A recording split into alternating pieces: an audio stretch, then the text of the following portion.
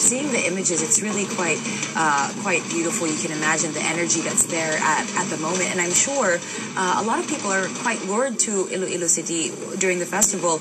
I'm sure, whether they be people who trace their roots back, who maybe have not been able to celebrate the festival, or completely, foreign tourists. How effective has the festival been in luring tourists to Iloilo? It has been very effective in luring tourists in Iloilo City, especially this time of the month, when we have a lot of festivals. Like, of course, the Dinagyang Festival would lead to the Haro Fiesta, which is a feast of Our Lady of Candles. Then we move to the Chinese New Year and the Parao Regatta Festival, which is a festival of sailboats, colored sailboats with different sails. Going back to the Dinagyang Festival, once it is what I call perhaps enchanting when a tourist would come. They would really enjoy, because there's this unique way of the dancers dancing on the beat of the drums. Only drums plus native bamboo or kawayan, we would say. And the mixture of the blend of the music that it creates produces a lot of choreographed dancers and steps.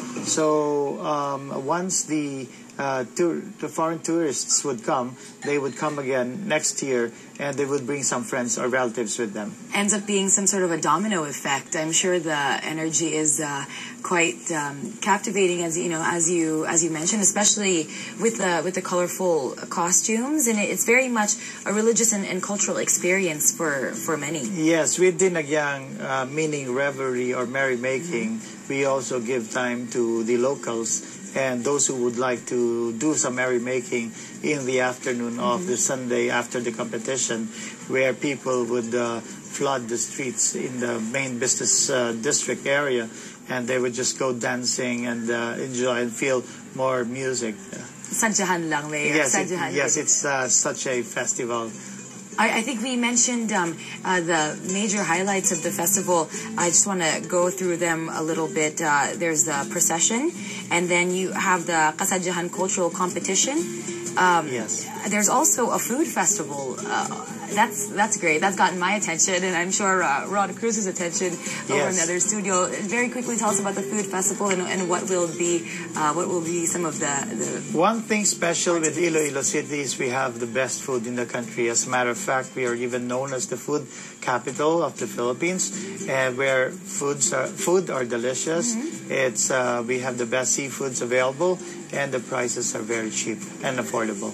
All right, so if people do want to go out and have a post-Christmas and New Year relaxing trip or experience, cultural and religious experience, once again, Mayor, the beginning of the festivities is on January. It's a week long, right? Yes, it's a week long. We started with the golf tournament on January 14 to 16 at the oldest golf country club in the country, and from then on it is from June 14 till June 23rd. Great. Okay. Well, it sounds like you're going to be quite busy in the next coming weeks. Oh yes, and definitely I'm quite sure that it would be an exhilarating experience that the visitors and guests would really come back to. All right, Mayor. Well, at this point, congratulations. I'm sure you guys will have a great celebration.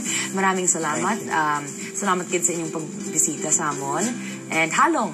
Yes, madamo gid nga salamat. Salamat. Thank you, Mayor. Thank you. All right, well, up next, we'll have a sneak peek at Cedar